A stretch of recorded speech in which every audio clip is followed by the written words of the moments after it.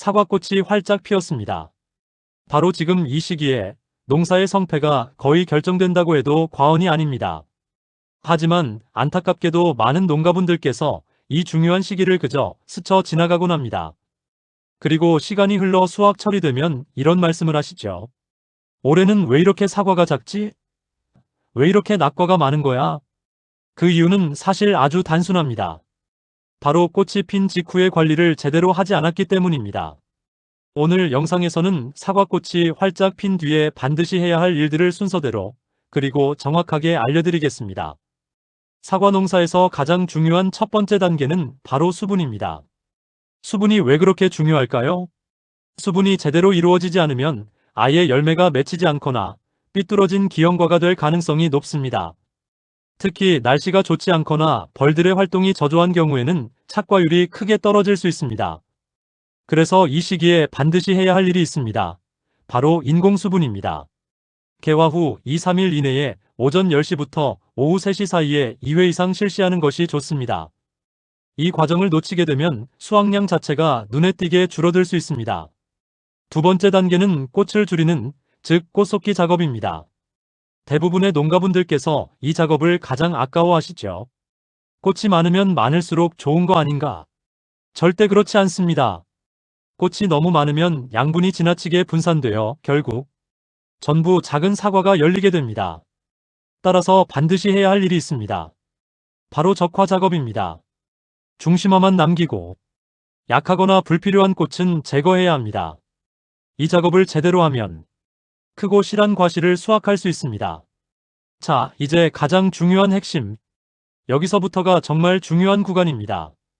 꽃이 지고 난 직후는 사과의 세포 분열이 왕성하게 일어나는 시기입니다. 이때 토양의 수분이 부족하게 되면 사과의 크기가 시간이 지나도 작아지게 됩니다. 많은 농가분들께서 흔히 이렇게 하시죠. 밭이 너무 말랐으니까 한 번에 물을 흠뻑 줘야겠다. 하지만 이건 오히려 더 위험한 생각입니다. 밭이 말랐다고 해서 한 번에 물을 많이 주는 것보다 밭의 수분 상태를 일정하게 유지하는 것이 좋습니다. 이 시기에 물 관리가 과실의 크기를 결정하는 가장 중요한 요소입니다. 여기서 많은 농가분들께서 간과하시는 부분이 있습니다. 분명 비료는 충분히 줬는데 왜 효과가 없는 걸까? 그 이유는 바로 흡수가 제대로 이루어지지 않기 때문입니다. 이 시기에 토양에서는 염류 축적, pH 상승, 양분 기랑, 이 세 가지 문제가 동시에 발생할 수 있습니다. 특히 우리나라 물은 중탄산이 많아서 토양의 pH를 높이는 경향이 있습니다. 이렇게 되면 철, 망간, 아연과 같은 미량 요소의 흡수가 막히게 됩니다. 그래서 나타나는 증상이 잎 색깔이 연해지고 생육이 정체되고 비대 불량이 일어나게 됩니다. 이러한 문제들을 해결하지 않으면 아무리 비료를 줘도 효과를 보기 어렵습니다. 수정이 끝나면 이제 열매를 줄여야 합니다. 왜냐하면 나무는 모든 열매를 다 키울 힘이 없기 때문입니다. 따라서 한 화총에 한 개의 과실만 남기고 불필요한 열매는 빠르게 제거해야 합니다. 이 과정을 소홀히 하면 작은 사과가 많이 열리거나 상품성이 떨어질 수 있습니다. 또한 이 시기는 병이 급격하게 확산될 수 있는 시기입니다.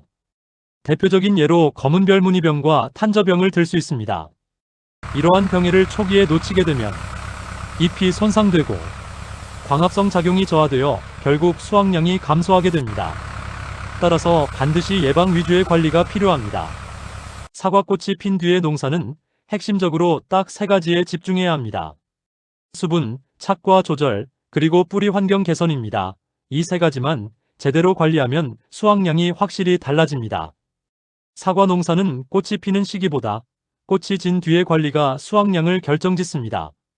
이 중요한 시기를 놓치면 아무리 노력해도 이전의 상태로 회복하기 어렵습니다. 오늘 영상이 여러분의 사과 농사에 조금이나마 도움이 되었기를 바랍니다. 영상이 유익하셨다면 구독과 좋아요 부탁드립니다. 농사를 쉽게 설명하는 채널 보라루키였습니다. 감사합니다.